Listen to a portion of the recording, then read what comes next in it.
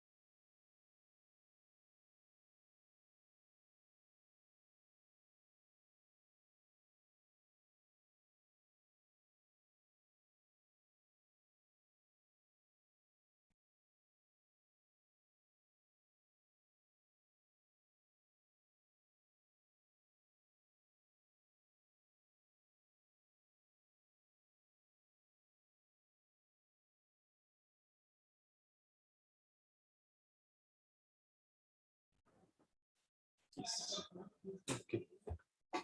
So let's start the session. We're already half an hour late, so hopefully we'll be able to have a good discussion in the time that we have. I would like to invite Swarnimaji is there. Vita is online.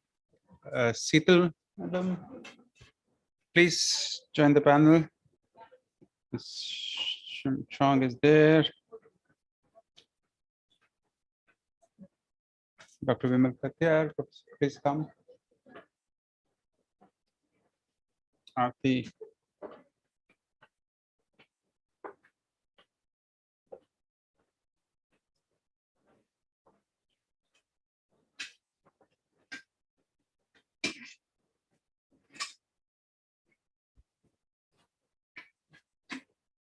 Dr. Sabat is there? No. Let me close.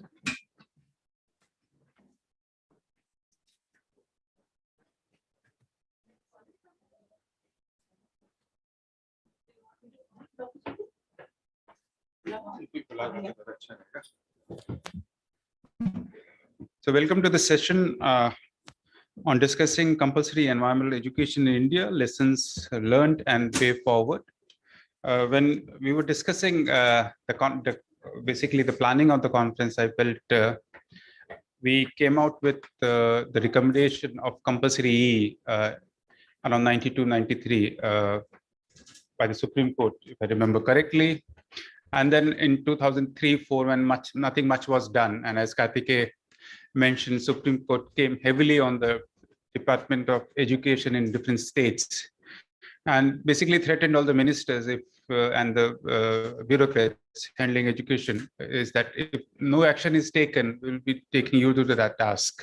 And I remember some of the states like Rajasthan and other was fined also during that process. And then there was a lot of action that happened during the short period. And in that process, NCERT was asked and tasked with ensuring the implementation of the judgment in terms of compulsory environmental education in India. And we have a panel from different stakeholders, representing different stakeholders.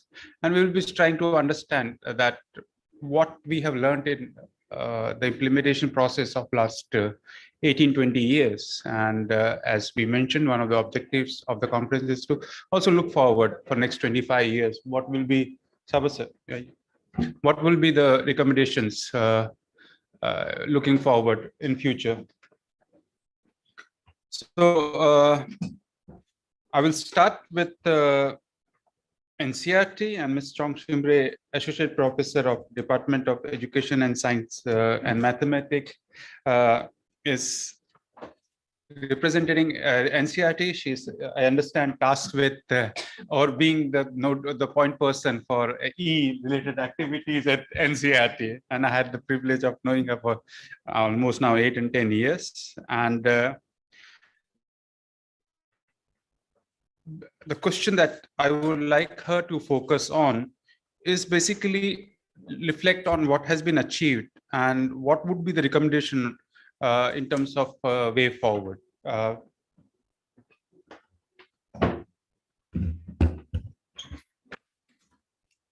Thank you. Thank you for this opportunity. I was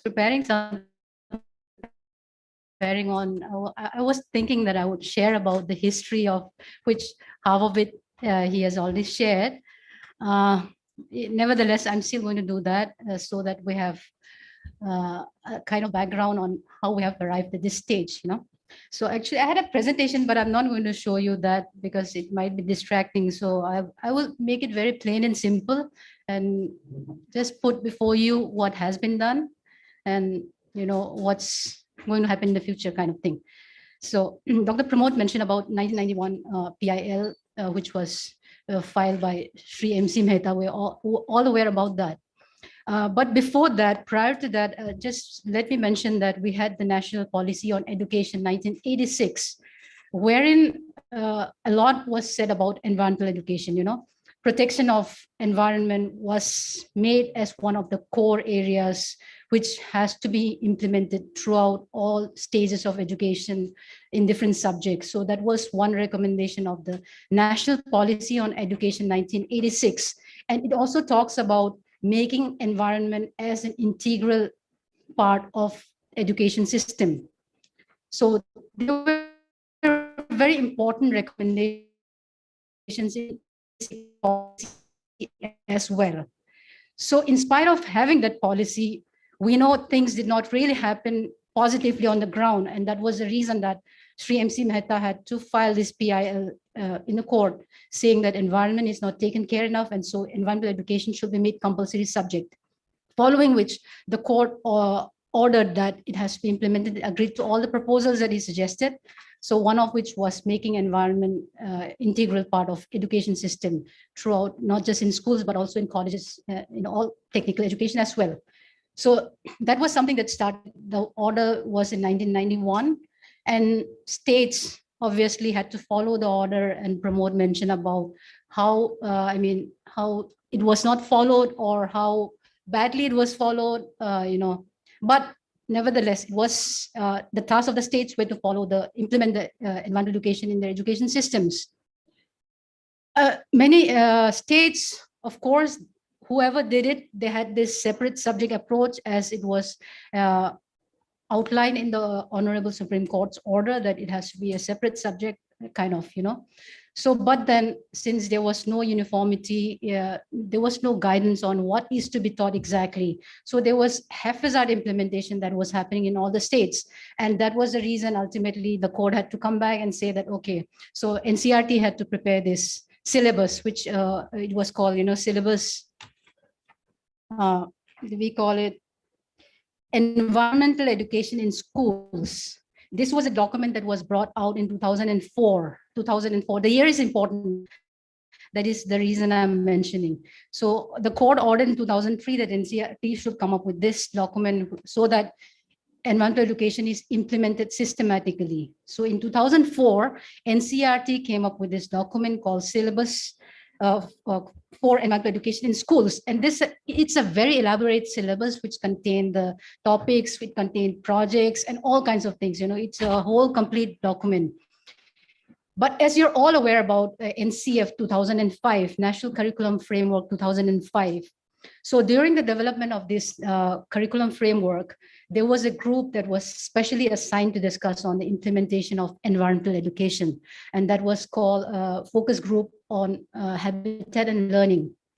So this Habitat and Learning group, which was chaired by Professor Madhav Gadgil, an eminent ecologist of the country, and several other members, they deliberated upon this, how environmental education should be taught. And so during that time, it was decided that instead of having a separate subject, we can follow infusion approach and still achieve whatever was our goal, So the whole idea of implementing environmental education as a separate subject, now it turned into implementation in an infused manner. So with this recommendation that came out of the NCF, so NCERT being the nodal agency to implement environmental education in schools, we went back to the court saying that now, based on the expert opinions, that we have decided that we're going to implement it as an infusion approach. And so we're not going to have a separate subject for environmental education. And also we listed several other things that we are going to do along with that as we implement the infusion approach. For example, up to class 10, it's going to be, we're going to have this infusion approach. Then we're going to have separate periods allocated. So to be specific, it's all there in the affidavit, and this affidavit is available even in NCERT's website. If you're interested to see the details of what the affidavit contains, you can go back and see that as well. So for example, the affidavit had like up to class 10, there should be 2 periods per week, specially assigned for environmental education related activities besides what is taught as part of the subjects. Then for classes 11, 12, it was proposed that it should have a separate syllabus, a core curriculum where they will be studying about certain core areas as well as working on different projects. So that was another suggestion that was submitted to the Honorable Court. as far as implementation evaluation was concerned, it was said that all examination papers of class 6 to 10 should compulsorily have questions pertaining to environmental education component present in the text. So, and there should be compulsory questions on concepts of environmental education such that 10% of the grand total of marks in different subjects are earmarked for environmental education. Clearly, I mean, things were laid out very clear that this is how the states are going to do, this is how the boards are going to do, this is how the schools are going to follow environmental education as we go about this infusion approach. And even the projects which are suggested should be evaluated not just by internal teachers, but also they should also include external people so that it is taken more seriously. That was also part of the affidavit that was submitted to the Honorable Court. For classes 11 and 12, the evaluation was like, since we had this core syllabus, the project students would be working on different projects. There will be kind of seminar presentations. Evaluation, again, will happen, will take place in the presence of the internal teachers as well as external teachers. So things like that happen. And this was supposed to be followed by all the state boards and national boards. And so far, again, in classes 1 and 2, what is going on is through activities, environmental education is being implemented. From classes 3 to 5, we are all aware about the subject called environmental studies, which students study. In classes 6 to 10, it is incorporated in different subject areas, math, science, language, social science, and all that. In 11 and 12, it is a project-based syllabus, which was recommended, and it is supposed to be followed up till today. And further to emphasize, importance or implementation of environmental education, NCERT also suggested that we are going to include environment as a theme or a national science exhibition that we organize every year. NCERT organizes this national science exhibition every year. So in this, environment should be a theme, or it should be a chunk of the topics that's listed in that exhibition. So that was another way of enriching the implementation of environmental education. And a few years back, till 2004, we also had this environmental orientation to school education. This was a program, a scheme which was implemented by the government of India, in which NCERT was again the nodal agency, which gives out funds to states, NGOs especially, so that they can train people and so that they can come up with some kind of resources which will be utilized in different schools, so that students learn more about environment and they also work on some projects and things like that. So things were suggested, those things were suggested, and it was included in the affidavit. Also, NCERT also came up with these project books because the projects doing was emphasized, and so we came up with these project books which were supposed to be used in different states. So we prepared these project books which were more to, where schools should focus on the local problem, local issues, which students can work on those issues. So those are the kinds of projects that were suggested in those project books. Similarly for teachers, because we had this, for the higher secondary stage, we had this core syllabus, where they are supposed to learn about some core fundamental areas of environmental issues and concerns, and also work on projects. So we had prepared this teacher's handbook as well. So those are some of the things NCERT had done, and based on the recommendation of the Honorable Supreme Court and how we planned about implementing infusion approach. So those are the things that we thought we were going to do. So far that is supposed to be done. How much is done? I'm sure many of you know about it, especially for 11 and 12. It's kind of surprising that most of the state functionaries also are not aware what they are supposed to be doing in 11 and 12. Up to 10, they know that they are supposed to be doing the infusion approach, and concepts and concerns are already included in the different subject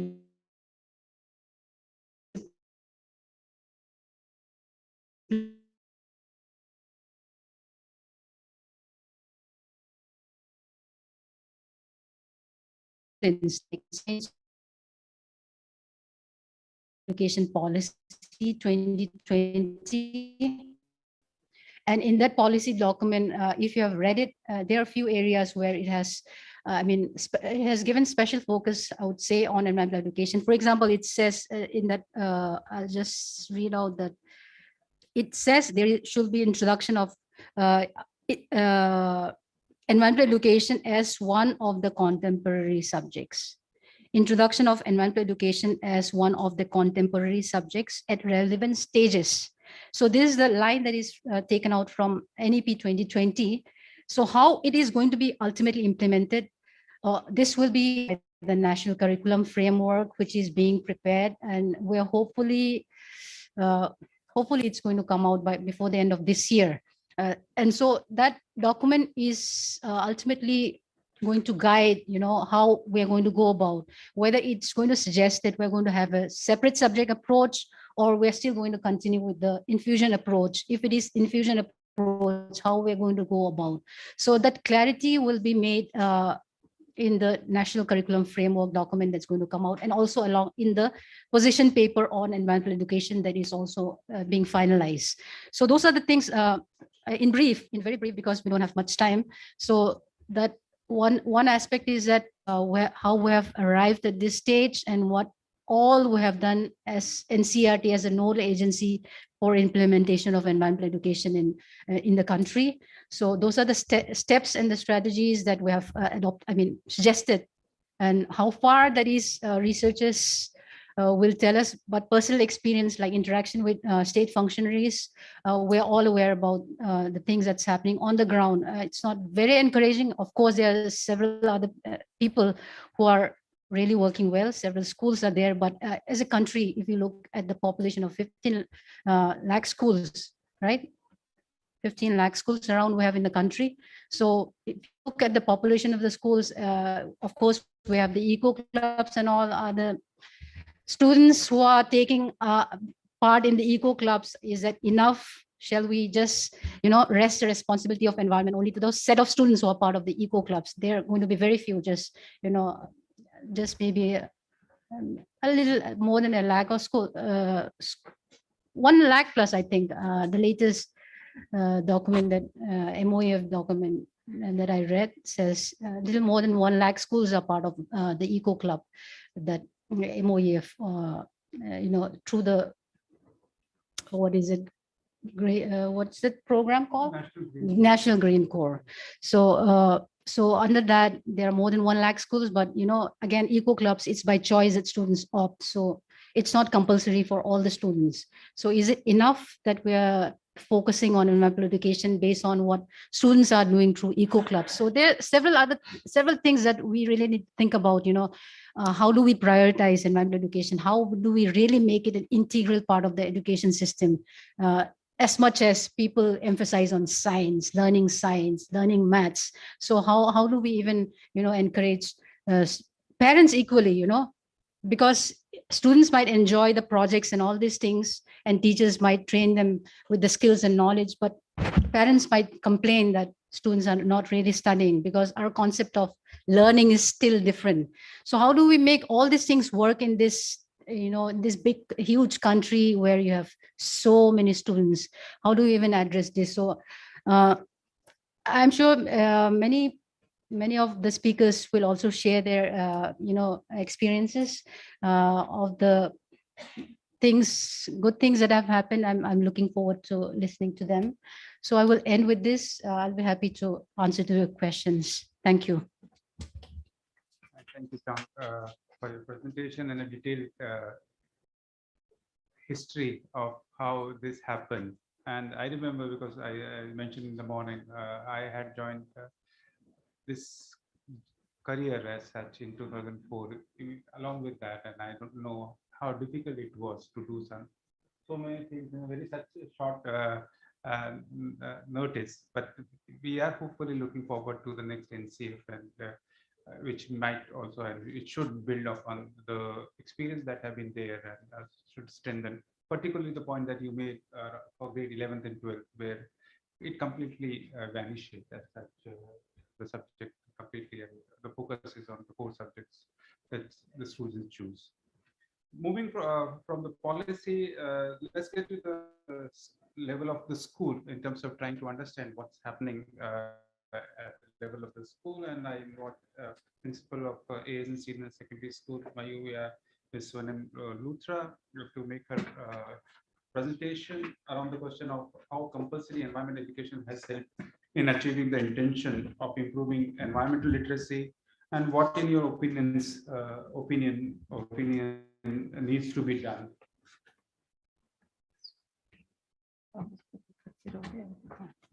Thank you so much, Dr. Pramod, and I would like to thank ICSE for organizing this conference.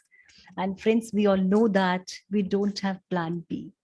And we are thinking that we are waiting for somebody from other planet to come and tell us to do something. Is it so? It's not possible.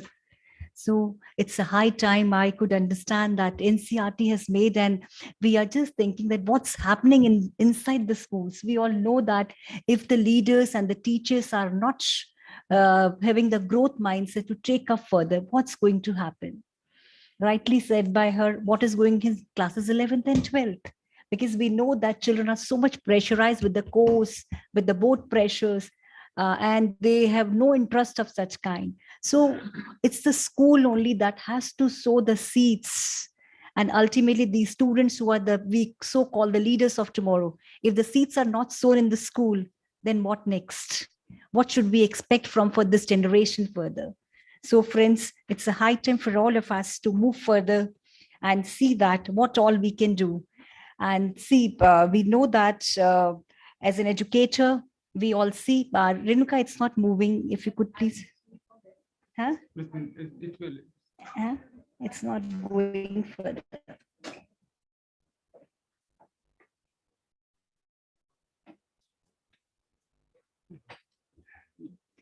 Sure, thank you. So friends, we know that what's happening all around. See, the school has to take up the challenge that major part is make them aware right from the beginning.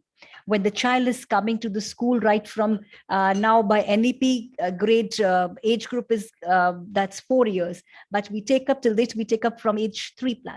And we are really connecting them to the roots, wherein children right from using anything about the nature. For example, if they're drinking water, then we are connecting them that from where the water is coming, from where the paper is coming. Then we are connecting them about we are taking them to the grounds and how is these grass fields are being maintained.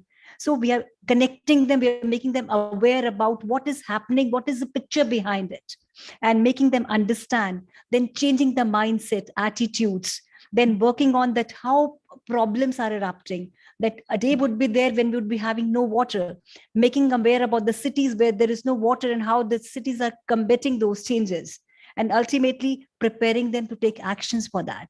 That's a school thing that has to come up, because if the government is making the policies, if the schools are not taking those things seriously, what would happen, we could understand.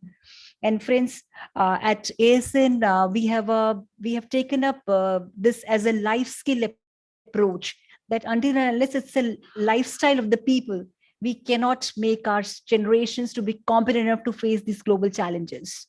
And keeping that in mind, the vision of the school, the mission of the school, the core values, and the whole school approach is all integrated.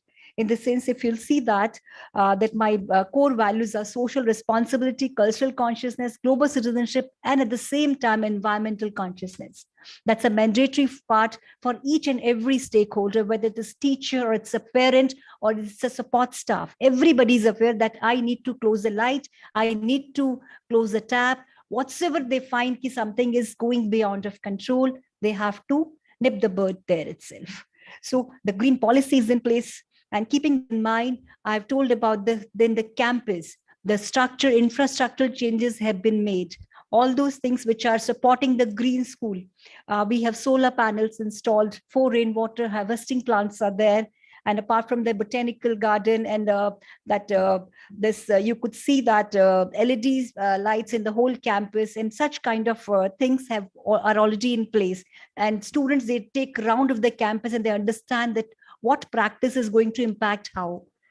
And apart from that, they are part and parcel of empowering them that how they could have manure inside the school itself. How could they make? Those small practices are in place, where compost pit, then using biogas and other things, they are all in place to rely to make their homes a small green place.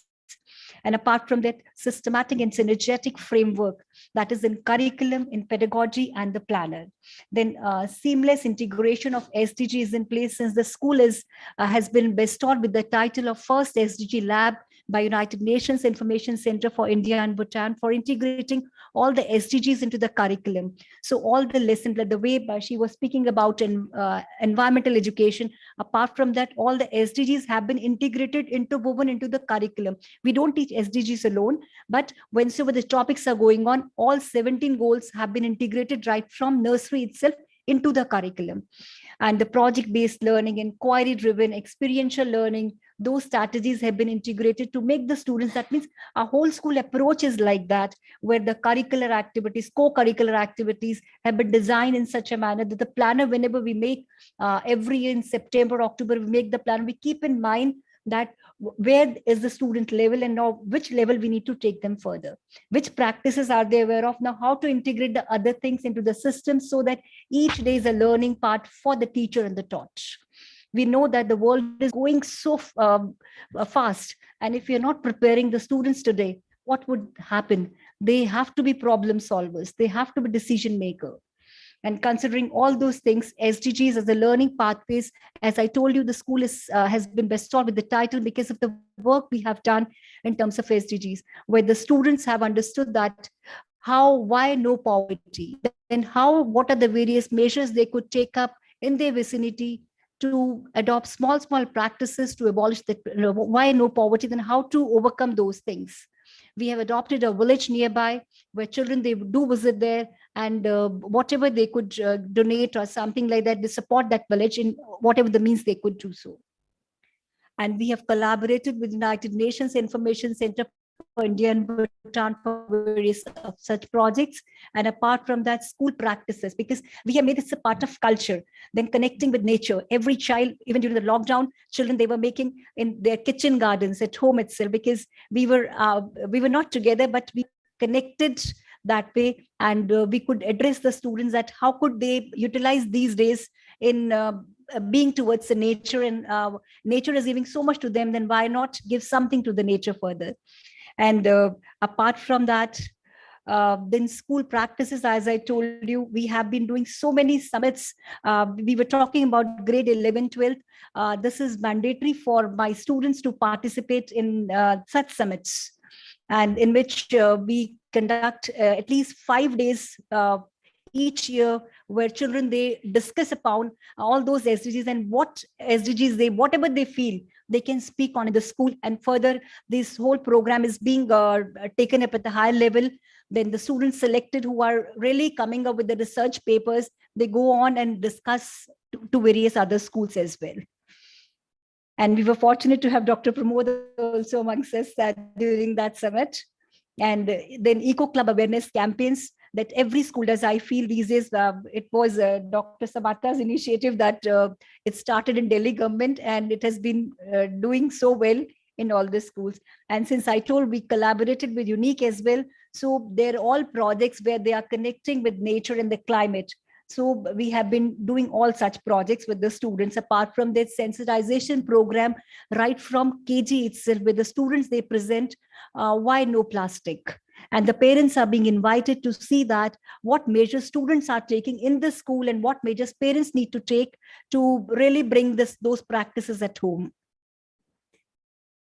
And then my grade 8, 9, 10 students, they do various audits.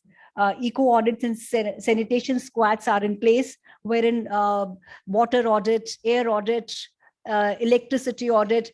And you'll be happy to know that when the solar plant was not there, my students, they were really taking up that how much electricity is being wasted. And then they came up with the proposal, let's install solar panels. Then it was like that. Students only came up 5 years back, and we calculated the amount of electricity that was being done. Then gradually we shifted to solar panels. So each day they are coming up with the proposals, and we are trying our best that what not to give them, because ultimately we are the ones that means we, the creature who are said to be the best known in the world, the human being. And what are we doing to our earth? We need to take care. And further building awareness across schools. It's this initiative we started in the year 2011, and we are continuing each year ASN Yamuna Wealth Cultural Literary Fest, in which we take up all those issues where we find the students can really discuss and they can come up with their proposals. For example, we first year we take up Save River Yamuna. Then we took Save River Yamuna and Girl Child. So together, both of them, because they all the feminine side, and how to take care, what are the various measures. This is being done in the form of inter-school competition, and 110 events were organized in 2011. That thing is being continued each year till date. Even during COVID, we were able to do online events for that. And apart from that, friends, action report on waste management. This collection of MLPs, and this we started in collaboration with Safai Bank of India and the Littlest campaign by our promoter and other CE partners. We were happy to start up this. And this not only we did in our school, we collaborated with 32 schools of Delhi itself, wherein I and CE partners, and we were all together in igniting them to take up all those sustainable practices. And this battle is still going on till we get a better world. And this waste management campaign, along with that, we have collaborated with EcoVAM projects, and we were happy to receive so many awards from them, because seeing the collecting award is not the thing behind it. Major part is changing the mindset of the pupils around, changing the mindsets of the teachers, that what not they can do with the students. I tell my teachers that you are the change makers, that earth is going to remember you by your work, by your deeds, not by the way we are looking at. Just teaching, each school can teach the normal NCRT books or whatsoever it is. But the major part is we are changing the mindset of the people. That's most important for all of us. And along with that, the school has collaborated with various organizations for making our dream, our vision realized. And I feel there are many more to be collaborated, where we can work together and bring change to the earth. And this is not the end. And we have our whole action research projects has been published in various forums, and we were happy that CE collaborated, and in Norwegian University, our whole school approach has been published as a global action part, and we collaborated with them, case study for whole school approach towards sustainability, and for the quality education as an enabler for the SDGs. And this is not the end, friends. I feel each day we need to work upon, each moment we need to work upon without wasting a single part. And the major part, the key promotion, the key objectives that we have taken up is aware, connect, commit, and transform. Until unless we make the students aware of, we make them connected towards nature, we make them committed, that why the phenomenon is happening, why the paper wastage is there, and why the water wastage is there. If we ignite them right from the beginning itself, we could transform their lives further. And creating those learning spaces within the school, and by various collaboration, by bringing the school culture and practices according to our needs, and making the whole school approach a mandatory part in every school, that could really bring change in the mindset of each and every stakeholder. And in the end, I would say the greatest threat to our planet is the belief that someone else will do it, will save it. But we all know that it's not true. So we should not wait for anybody. Let's all rise up and take up the challenge that it's only we who could bring change in the mindset. And we need to give, let's promise our own selves that we only can give the better earth to the posterity to come. Thank you so much. Thank you. Thank you, Dhanyavad. And very good, I think, example of the whole school approach, and also in line with the objectives of the conference in terms of showing collaboration and partnership, and how all these aspects can be brought together to give the valuable experience throughout the life. And we could see that it's not happening just at one age level or grade level, with all at all grade level and all age level, with intensive project-based learning. From the school, let's get to the classroom, and I would like to have invite Sita Patro, the teacher from Balbhati School, and basically exploring the question in terms of what changes that we have seen in the classrooms, especially due to new content, and what more needs to be done to enable a teacher like her to be able to make a reality in our education systems. Okay. Thank you, sir. I am feeling extremely honored to be here, to get an opportunity that the teacher can share her experiences. This incident itself is telling that at individual level and at the global level and in country level, in all the levels, we are all thinking about environment, trying to create a better world, a better future. So this is the first thing, is that I got an opportunity. Everybody here invested their day and discussing about the topic itself.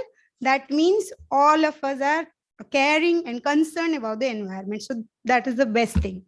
And if as a teacher, I would say, I would try to express my own experiences as a person. When I was studying in college, I was doing MSc. At that time, I was doing botany MSc. So my special paper was environmental science.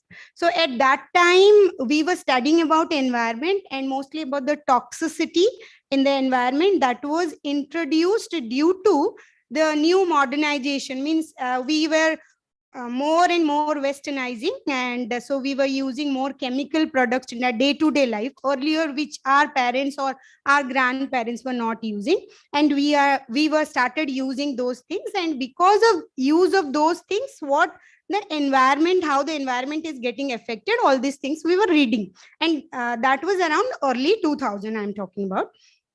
So at that time, we were thinking, okay, how shampoos, detergents, how these things can cause any kind of problem. These are very much required to clean our environment, and we are using to make the surrounding clean. So that was the concept I was thinking. But today, when I am looking at the surrounding and remembering my old days, I am actually surprising. Yes, how much they are affecting us today, we know. How much they are affecting our environment, we know. So this is the way the time is just passing, and we are just looking at the things will happen and the consequences will come. So before that happens, I just told my personal experience that again, after 20 years, something is happening now, and we will think, okay, 20 years back we were reading. The example is 5G is coming. And when 5G is coming, so much of data we will store, so much of data will take so much of resources, and electronic waste is a problem. So might be after some few years, we might be discussing about the electronic waste and how to dispose of, what are the effect of those. So this is one thing I wanted to just tell. And the second thing, as a teacher, what I felt, when I taught in Delhi, different schools I have taught. Now I am working in Balbhati Public School, Dwarka. And since it is a public school and it is a very big school, so I resonate everything what ma'am told. All those things happens in our school also. We have integrated approach. We have worked with many organizations and working still, FEE, CEE, WWF, Climate Reality, all these projects we are working. And our children are also associated. But we have tried to give an integrated approach. Integrated approach means, suppose we are teaching life cycle of butterfly. So if life cycle of butterfly is taught in science period, then science teacher will take them to the children for a nature work, where the teacher will show what is a butterfly looks like, whether any butterflies is there or not. And during the nature trail, not only butterfly, children will see many other things also. And that is not the science subject only. English teacher will also do some poem or some storytelling. Hindi teacher will do also some nukkad natak or something. Similarly, we sit together, all the teachers, and we plan and we do an integrated approach, and that is decided 1 month before. So we make a planner that this month we will take this topic, and that will be integrated with all the subject, and every teacher will integrate that with the subject he or she is teaching, and that way it will be taught. And we are doing all those audits and everything that we are doing. But what is the difference I saw in these 20 years that sir has told me to say? I have seen a lot of difference. Earlier, it was just a subject or a topic that is to be taught or to be read as an environment. But now it is a way of life. Children understand. They are conscious. They, before choosing anything, before buying anything, they ask this question to parents or to themselves: should I buy? Is it eco-friendly? So this itself is telling that somewhere we are instilling the value or the thing that we wanted to instill. So this is the change I have observed. And if this question also sir has told that what else we can do, from my personal experiences, or again I would say that children learn anything. What I have seen and observed, children learn anything if we allow them to take the decision, if we allow them to actually do that, if we allow them to explore, if we allow them to engage in the activity, and finally out of all this they create something. And as per Bloom's taxonomy also, creating something is the best as per the teaching method. If the child has created something, then the child has learned, and that child when grows up is going to make a better society, better community. So that way I would say that children are learning, children are going forward, they are taking care of their environment, and whatever values and our efforts are there, that is in the right way, I feel so. What else we can do? We should allow them to do all these things that they require. Only classroom teaching should not be restricted. Sometimes, yes, we sometimes take them, but it should be more and more outside learning, outside the classroom learning, and more of innovative approach. I am telling this because really our school children have shown this. They have shown innovation. Some children are trying, if we discuss that if we are using more and more of AC, then it is causing lots of heat, then what is the how we can get the solution of it? Then some children have tried, okay, matkas are cool, then can we use matkas and use the water? We are using water for drinking, but how can we replace ACs and fridge using that pot? So children are working on that, children are thinking on that. So this only gives immense pleasure to the teacher that, okay, my students are thinking of innovation, trying to find out a solution. And this is again one of the method, that problem solving. Through the education we are teaching them, in future whatever problem will come, they will solve. If the approach, they know what they are supposed to take care, they can solve the problem. So these are the things I would say that as a teacher I have experienced, which I would like to share, and I shared. Thank you very much. Thank you, Seethaji, for your interesting reflection. And particularly, I think the important point highlighted is in terms of focusing on the skills, which are being developed now, being used now, but are also useful for the future.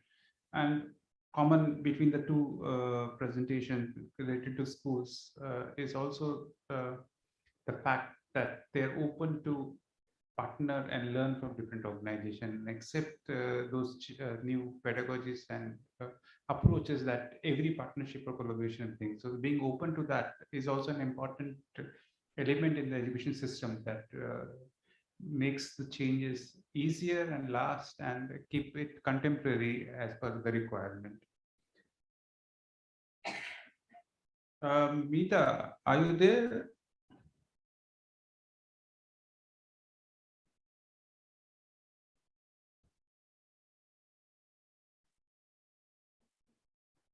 Yes, nice to see you, Meeta. Meeta is an EFT expert with over 20 years 20 years of experience, 2 decades in terms of, and currently is on assignment with the Swiss Development Corporation in Mongolia. and basically I wanted her to take it to the international level in terms of what she has seen in India and things that have worked and what needs to be done when you compare things from different countries, and what will be those recommendations if we look at from an Indian perspective.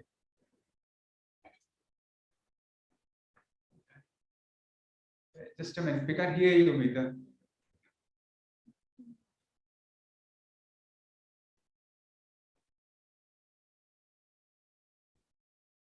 Meeta, we can't hear you still. Just a minute, we're solving that issue. Go. No, no, no. I think mute. No, it should not be mute. No, I don't think that's a problem. Audio input issue.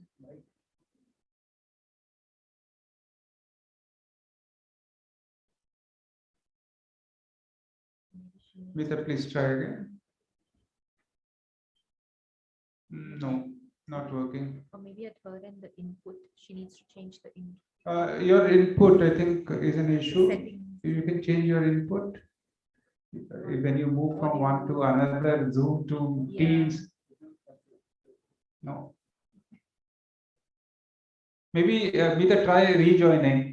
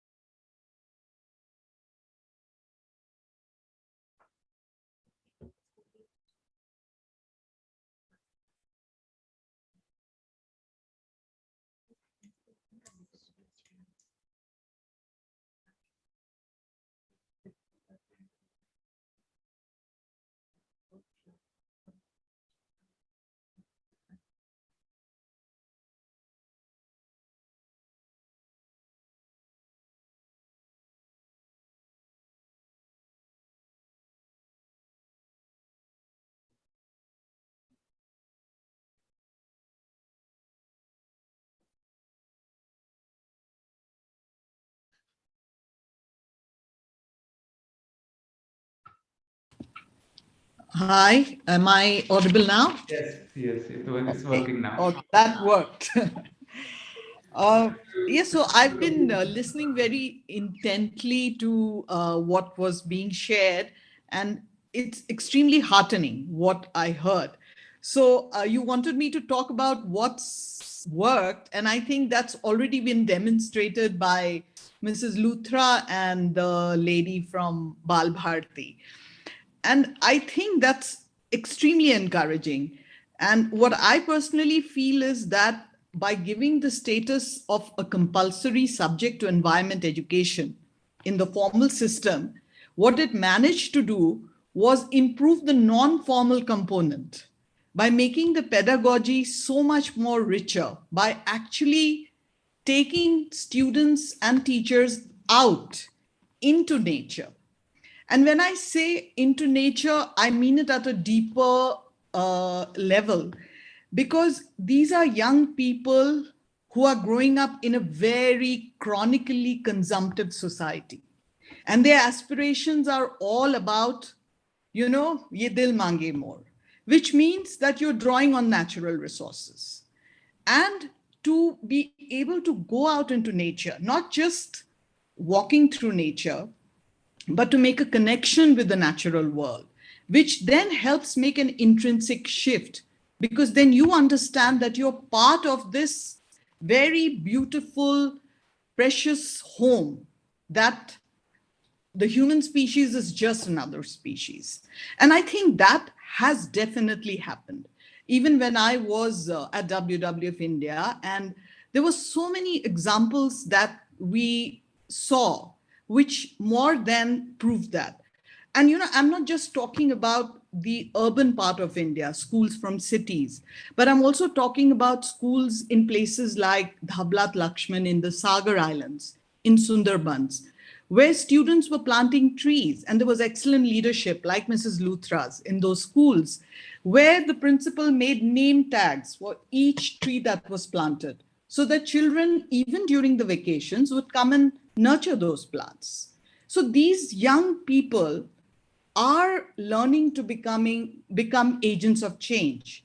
I remember we were working with the children of the Parthi community who are poachers, and all this interaction with us and what we did with them, and they took us out for a nature walk because they knew nature better than we did. And the fact that we appreciated their knowledge about nature motivated them so much. They had the knowledge, but they needed the motivation and the confidence, which is equal to action competence. And that is what each one of us is looking for, action competence. Because, I mean, it's beyond, way beyond late now to just be talking. And I remember that we had a report that one of these poachers' children actually went into the forest one night to dismantle a trap that was put up by one of his family members for the tiger.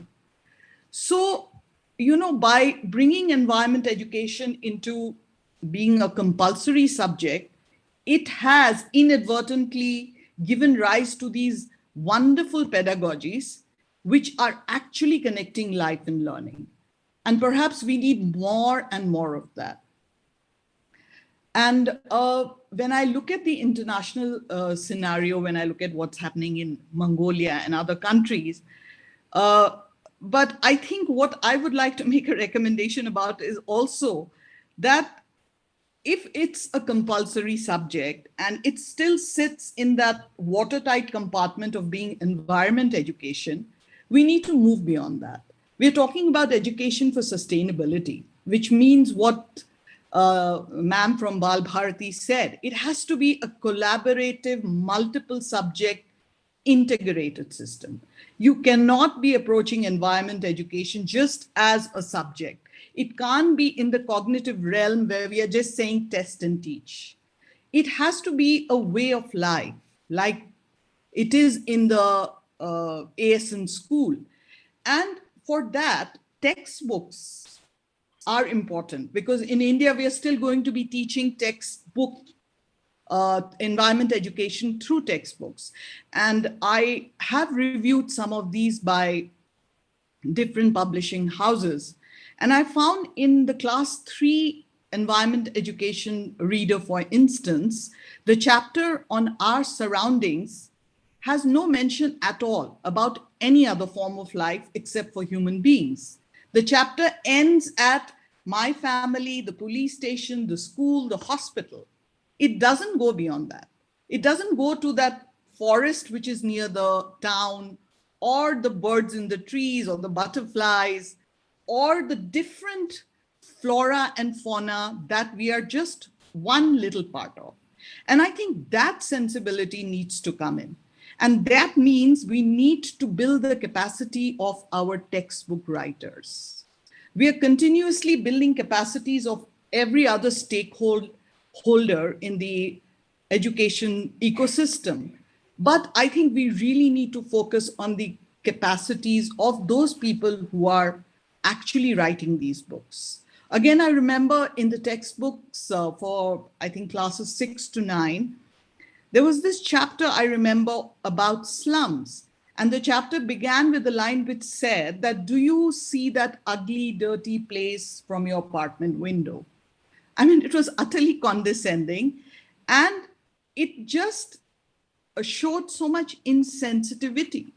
So you cannot be talking about the environment separately. You have to consider all of these other socio-economic, political factors. Because in the end, the students that we are teaching, we are nurturing, they are the future, right? And we have to help them construct a worldview in which they understand, not only know about the different plants and animals, but they respect that. And when they are designing their futures as architects, bureaucrats, politicians, musicians, whatever, they need to use that core intrinsic value. They need to move ahead with that respect. And I think in India, we have been very sustainable. So perhaps we need to really move more towards traditional knowledge, indigenous systems, which is happening the world over. And we need to do more of that.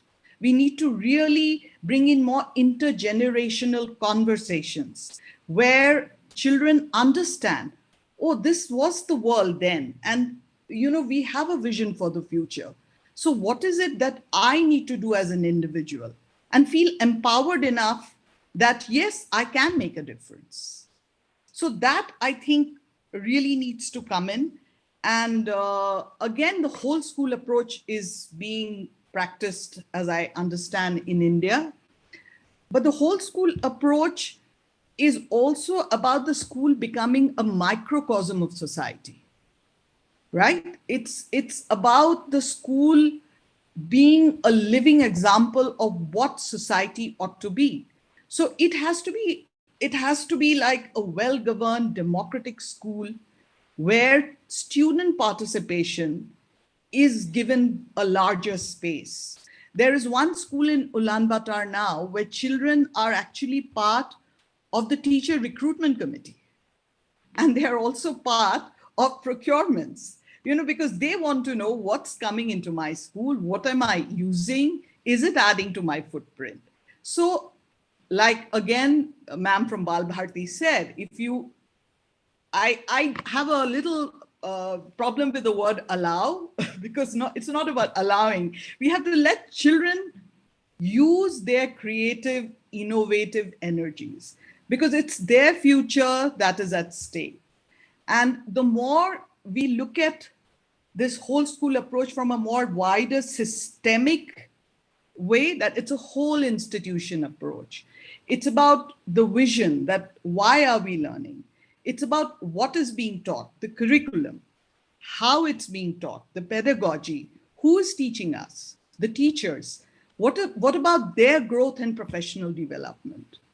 It's also about partnerships with communities, not in a condescending, philanthropic, charitable way, but in a way where students empathize, understand, and help find solutions for whatever local problems there are. And it's definitely about great school leadership, which is democratic and which demonstrates to the students that it is not competition, but it is collaboration. That is the way ahead. We've had enough competition. We need a lot of helping each other and collaborative ways. So I think these are the examples that are emerging from different parts of the world. And I think we are seeing glimpses of them very much in our own schools. And that just needs to really, really be augmented and continued. And what else? Because I've been so impressed by what the ladies presented that I actually got derailed a lot about what I wanted to say. But it's extremely encouraging, and I think that's what I would like to request. And yeah, and there's one more thing that I think nobody mentioned is also the capacity building of teachers. We have these beautiful curriculums and we have a lot of good content. And of course, there's very creative pedagogy too. But I would also like to shine a light on the curriculum for teacher training. What's happening there? Because if that's going to the root, if we build teachers in a way and we make it like you have an Indian administrative service, you have to run a rigorous exam to be a bureaucrat. I think there can be no more important vocation than that of a teacher. And it should be made like a really competitive way that if you want to be a teacher, you have to really be able to be motivated yourself, not only subject specialist, but you have to be a certain kind of person that you inspire and motivate your students to become the change agents that will bring about the transformation that we are all seeking. So I think, yeah, these three things, textbook writers and teachers, and more systemic approach to the whole school approach in our schools. And thank you very much for your patient hearing. Thank you, Meeta. Thank you, Meeta. Hello. Thank you, Meeta, for your interesting interventions. I agree with you in terms of, and this is what we were discussing this morning also, is that it's just not teacher, but the entire catchment of education system that has to change, because we need to impact the culture in which it is situated. And that means working with every stakeholder in that, so that they understand the nitty and gritties of the system. And the comment you made about teacher training and all the thing is that I still remember when we opened the first book in when I was doing my bachelor's in science and education from RI Ajmer, and we were they that integrated subject education started from the second year, and still the opening sentence was education is art or science, question mark, and the entire chapter discussed whether it's art or science. And there is an element of truth in that, because we imbibe practices from our own teacher. We have those examples, whether we were in school or in colleges, and we try to follow that and get inspiration. But I always tell my younger team is that look at people and also learn that what you should not be doing. And apart from what inspires you in that person, but then there are, because no person is complete, and there is a lot of unlearning that needs to happen apart from retraining or training of new element and skills. And it takes a whole village to educate a child, so it needs to happen in all spaces. The school need to mirror the community. The purpose of education is basically helping a child navigate the society and the challenges that are there now and in future. So we need to prepare them accordingly. So let's move to one of the enablers, because both the programs highlight a lot of collaboration and partnerships. And we have Aarti from Wipro Foundation talking about the Earthian project, which I was also fortunate enough in the beginning to partner with Wipro, and would like to have her perspective on in terms of seeing E from the landscape through the perspectives of Earthian across the country, and what has been the key learnings that you would like to share. Thanks a lot, Pramod, firstly for inviting me here. And it gives me great pleasure to be a part of this ecosystem. And we've been having these conversations similar to what Meeta has just, put across the board with whoever I've met. And it's the same talking points that are coming out.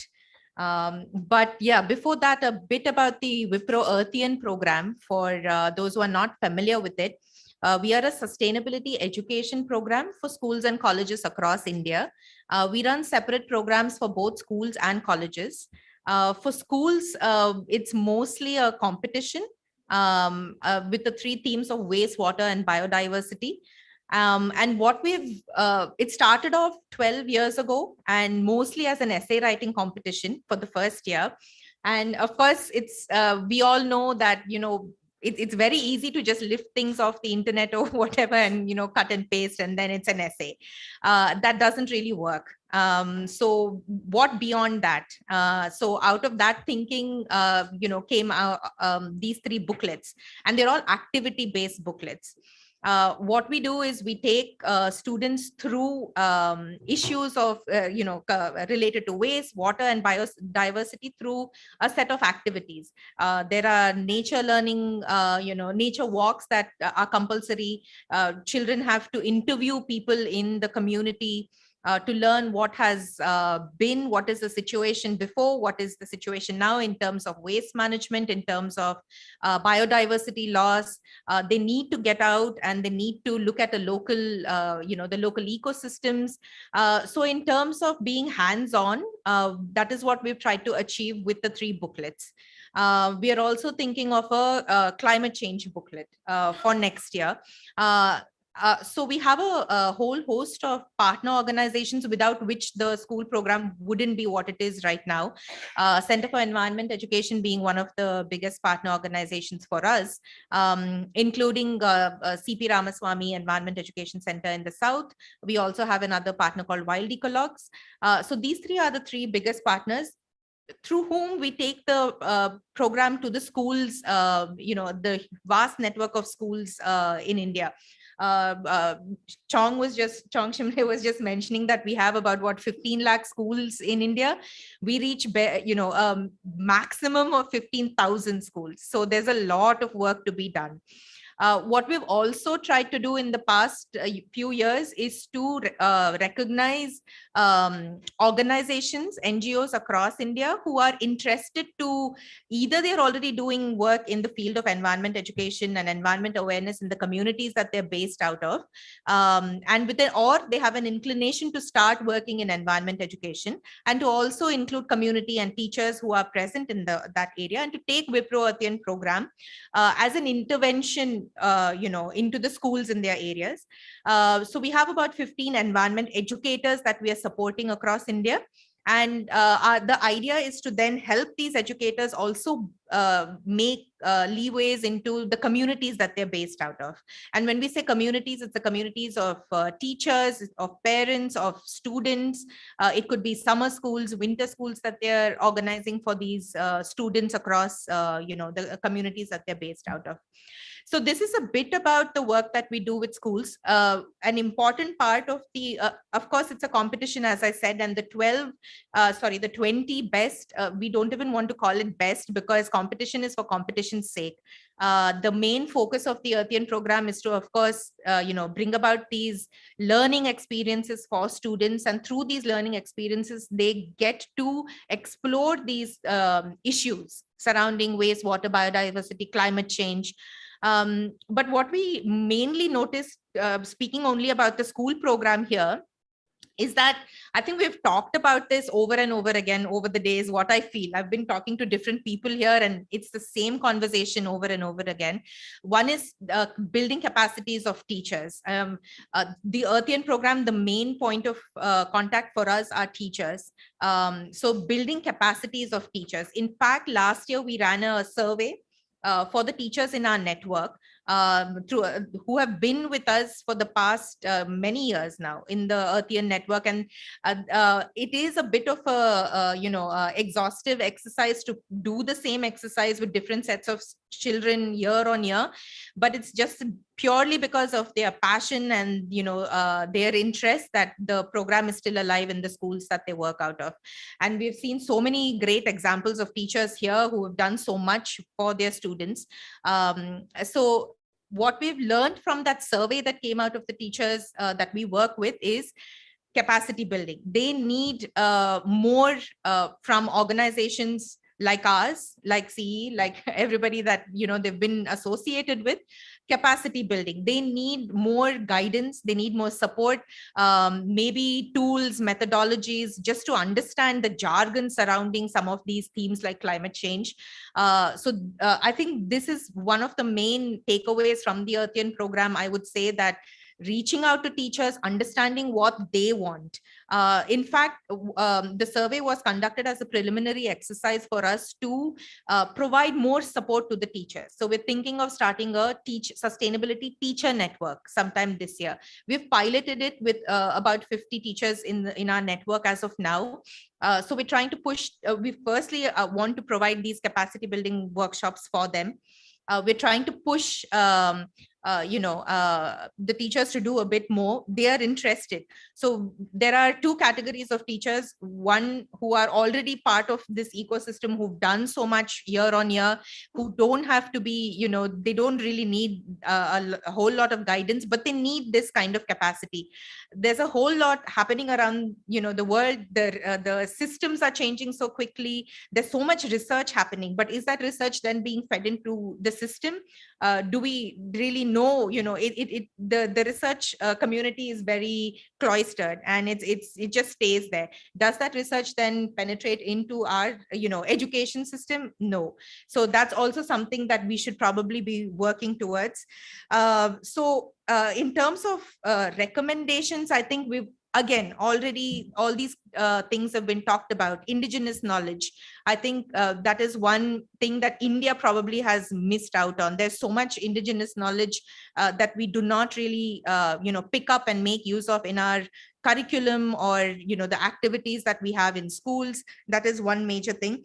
And empathy, I think Meeta talked about empathy. things like ethics and justice and climate justice and empathy are things that should definitely be part of our system, our learnings, be it an infusion model, be it a standalone, subject that we have in schools. These things are a must for sure. And I think, access to resources for teachers, this is another thing that came out of the survey. We need to make more resources available to teachers, and not just make the resources available, also provide handholding and provide some kind of guidance. I mean, we as an organization where we are trying to, build a whole lot of the ecosystem and build the community of environment educators and support other organizations. I think, for us, the main goal is also to provide access to resources to teachers.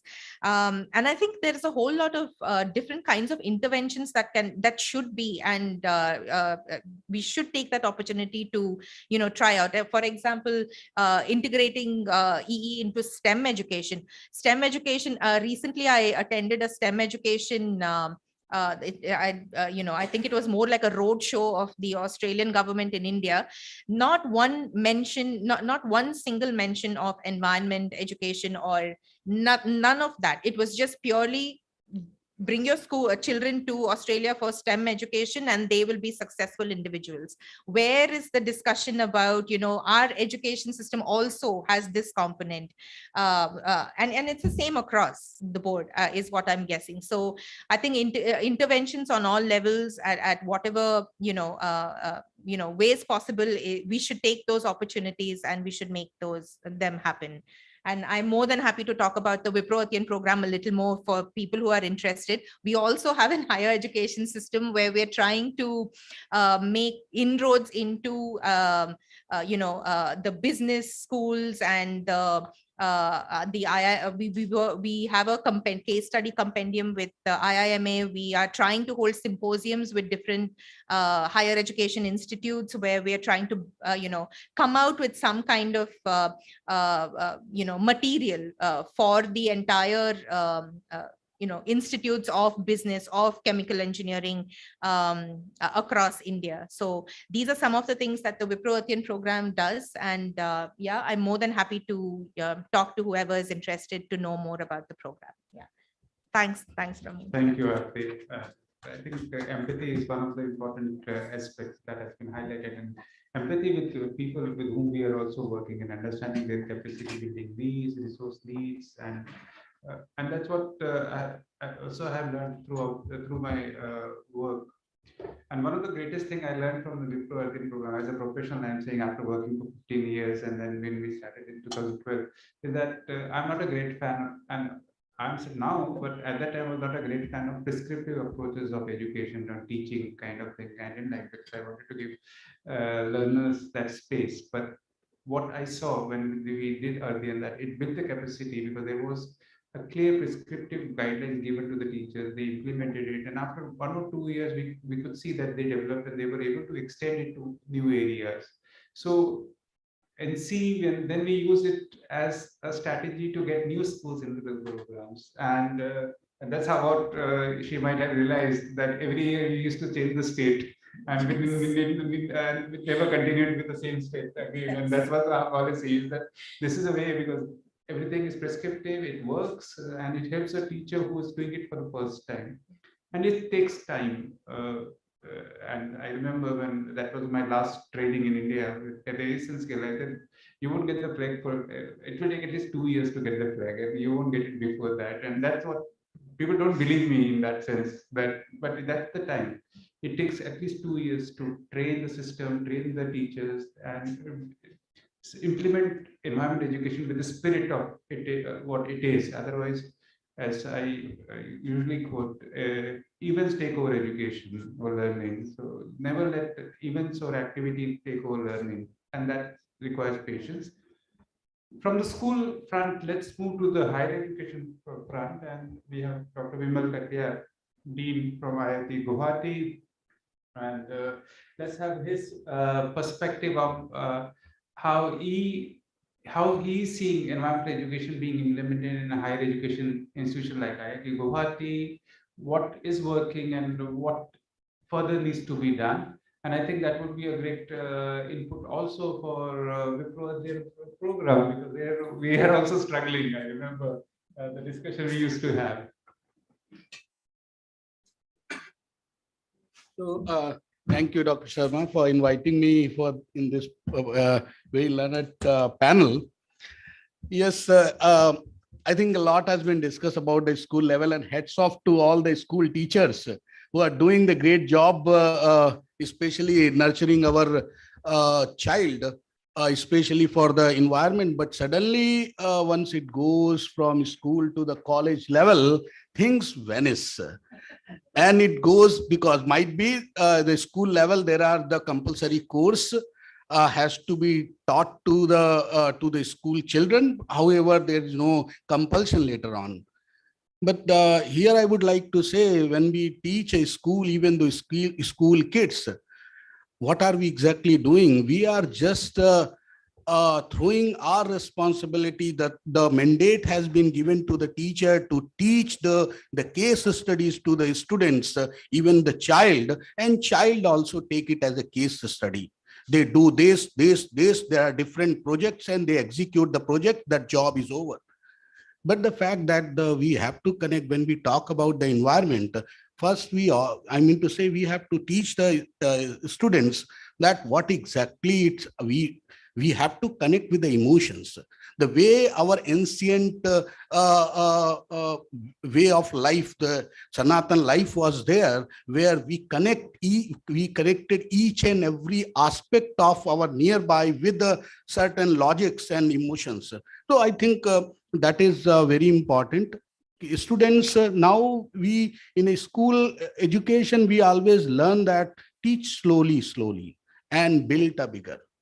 But I think somewhere it is very much required. You have to give the pursuit to the child, that under this bigger umbrella, you are going to learn this. Okay, this is your environment and exactly what you are going to. So the small child is going to build our own mindset, even when we proceed further in the education. So that way, I'm a bit different. My thinking, you might be saying that, because what happened when we talk about this whole ecosystem, we understand, and we have to understand, we have to tell to the kids, whether kids or a school child, the college student, that the earth is made, I mean to say, motherland is made to regenerate the waste what we are generating. So we are meant for generating a waste, and the earth and our mother environment is now ready to is meant for regenerating the waste. But what is the current situation right now? If you are really going to see the projection, we need maybe a 2050, we need a 3 Earth space to regenerate the waste what we are producing it. So that sense of the responsibility should go not only to the teachers and we, but even the student, child should also understand this. Child should also understand the scientific component of the projects what we are bringing it, whether it is related to the carbon footprint. As Mita has already mentioned, there is a need to revamp, need to train I'm sorry to say, the teachers also. Teachers should also learn the holistic framework of the sustainability. It cannot be a course. It should be the lifestyle of each and every individual, whether it is a teacher, it's going to be student, or at any level. Even though, as I told you, that when we are going to the higher education, and like institution like us, even we do not have any such kind of the multidisciplinary course where we teach all.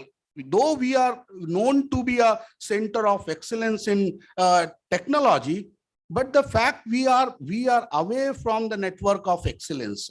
And that is very important. When we talk about the network, here the nature comes along with it. And when we develop a technology should be holistic and sustainable. And it cannot be possible when you are only going for a grading systems. So there are need to change a bit as new our NEP policies has brought those things, these interventions into it. I think it will be more into the, especially as far as the environment are concerned, learning by doing that concept is going to be work more effectively, rather is only one direction, one way deliberation, sir.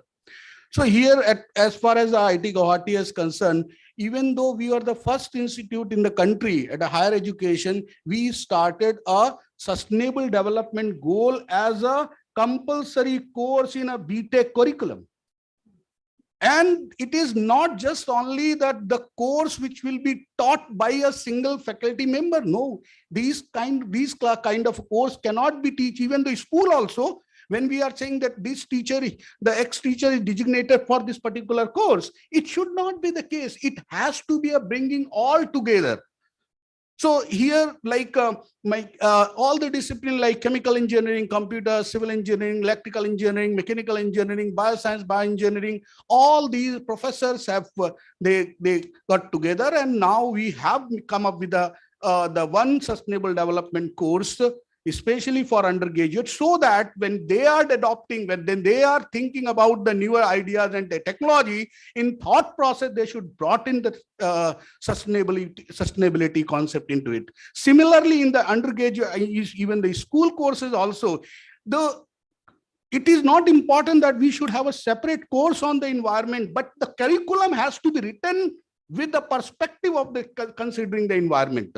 Each and every, I mean to say, when it has been designed, it has to be designed that way. I can understand the very nice syllabus and course curriculum designed by any NCERT and others, but there are still need to for the improvement. So as far as the even still institution like us, we are struggling. We have started a courses like multidisciplinary courses so that we could able to come up with sustainable technologies. Yes, that is there.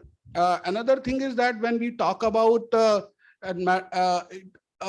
mean to say, IIT Guwahati is doing a lot. We have one of the finest Center for Sustainable Polymers. And here we are developing all bio-based biodegradable plastics. And more or less, when we, as Madam has correctly pointed out, being chemical engineer, now we have to thought about to develop a technologies which are really going to be a eco-friendly technologies. Because everything, if you are going to see that, it's going to destructing our ecosystem. So the way we are prospering, it's going to be on that say.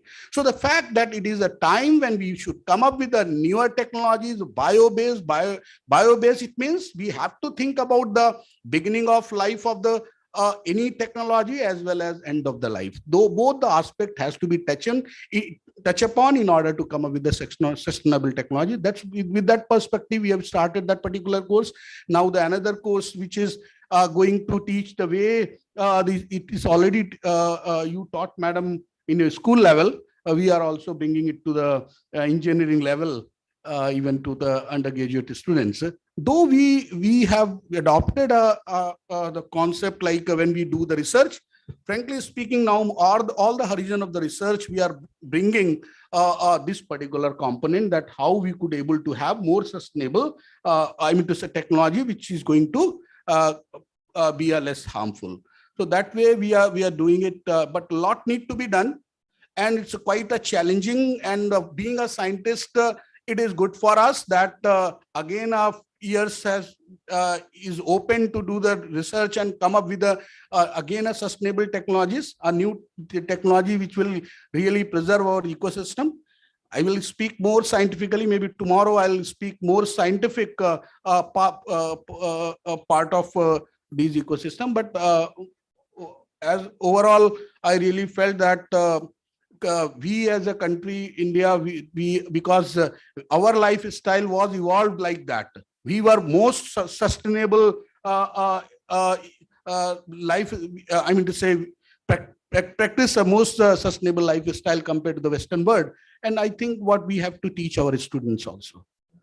Okay, the way our ancient used to practice, if we bring those components in our modern education system, I think that will be really going to be a win-win situation.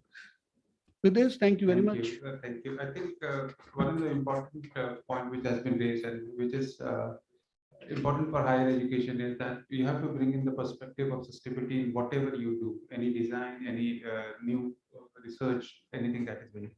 Last on the list, Dr. B.C. Sabat, who has been leading and spearheading the environmental education in Delhi region for almost 3 decades, more than 3 decades. We'd like to have his perspective as a concluding remark in terms of what he sees and especially recommendations for the future. Thank you, Pramod, for inviting the same. I think everybody's said very nice thing, our all panel members. Few things just I will let you know, because there is a lot of thing people speaking about the collaboration. I was in Delhi government last 23 years and I have started the Eco Club program.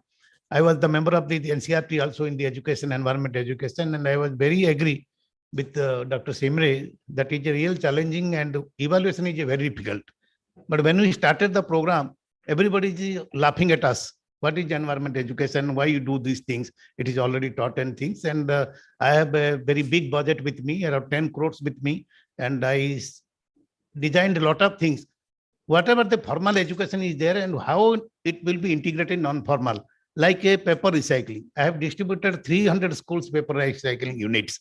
But unfortunately, when everybody looking after the government only, no school have their own things, only few, 5, 6, 7, Madam Luthra is exception, few schools, but everybody is looking, oh, it is government ka diya hua hai, let it be done. After that, nobody, I am now asking, what about your paper saying, oh, sir, ye to bahut din ho gaya, khatam ho gaya. Why don't you ask another thing?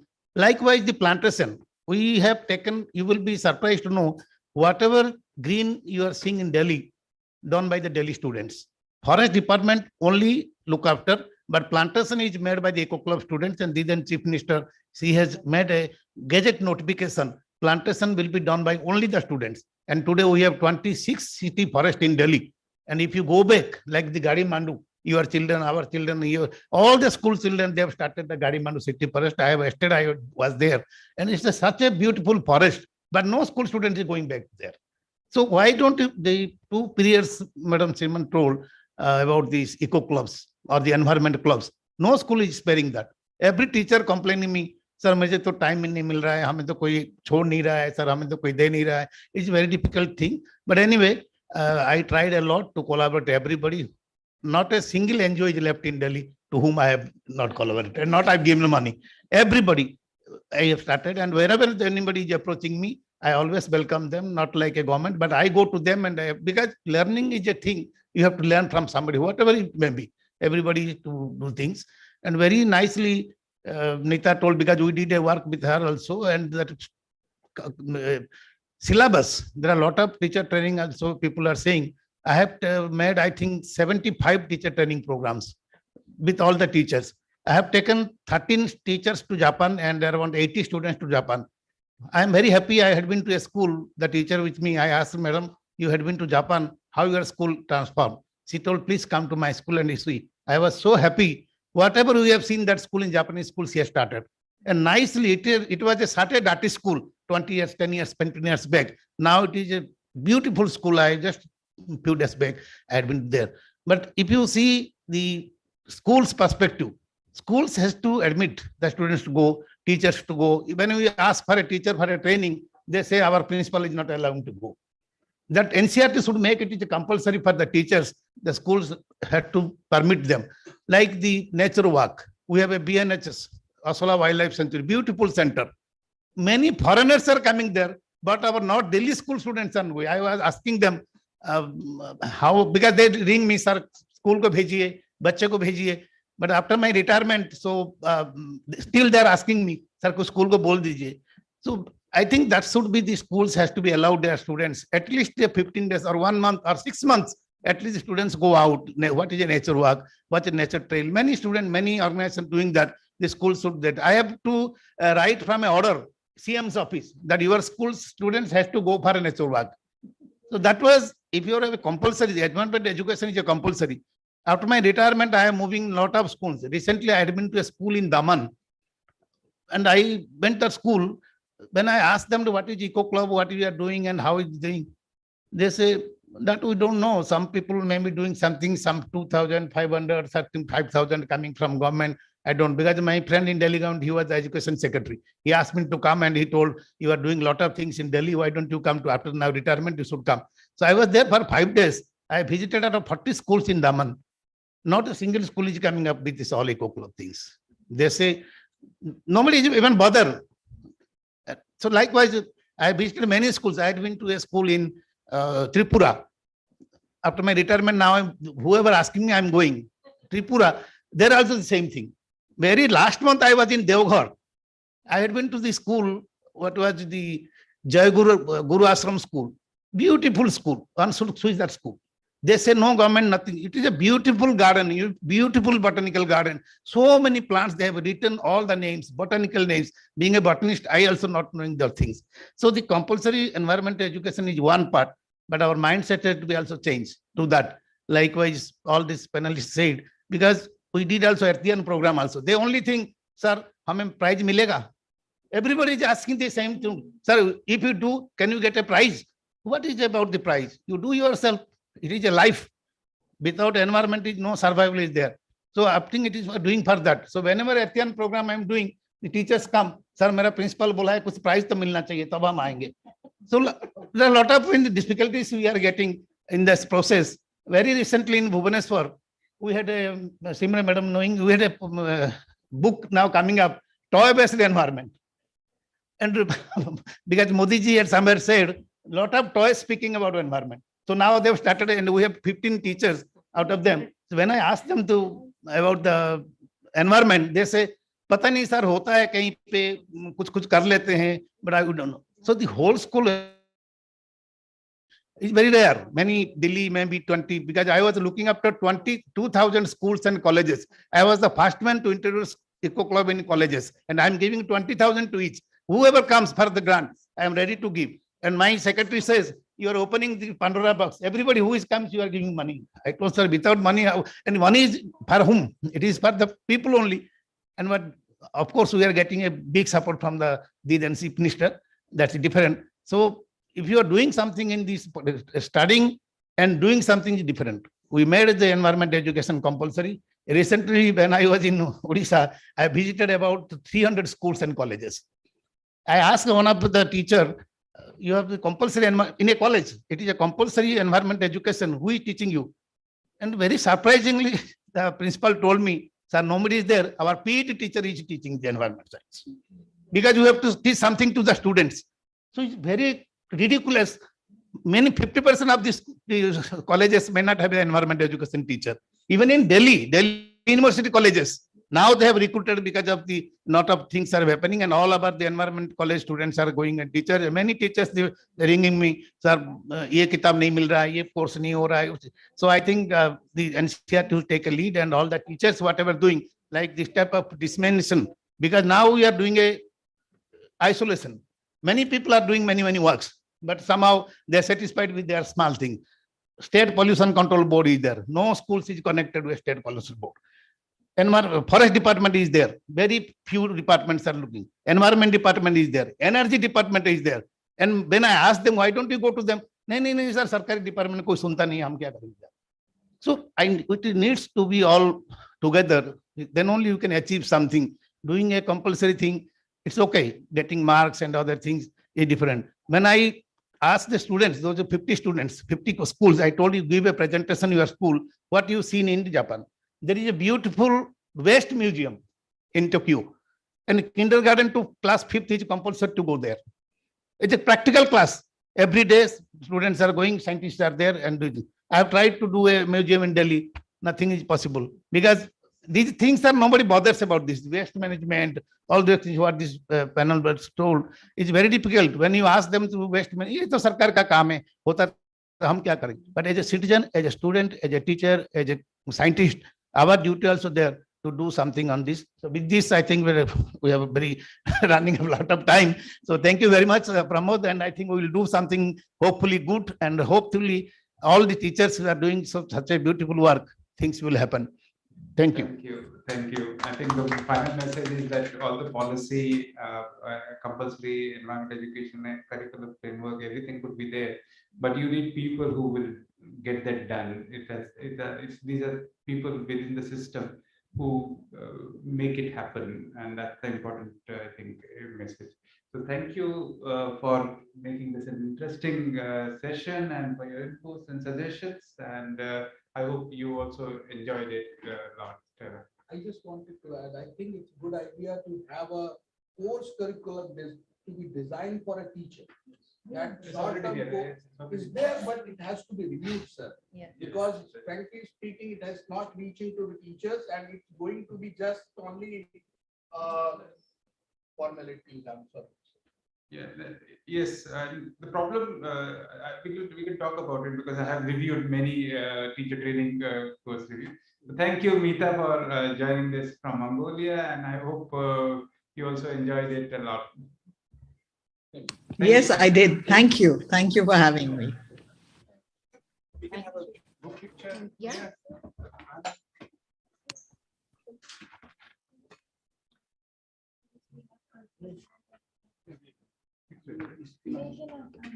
So there is a cultural program. You can see the after this at 6:30, and then dinner will be served also here. So, come.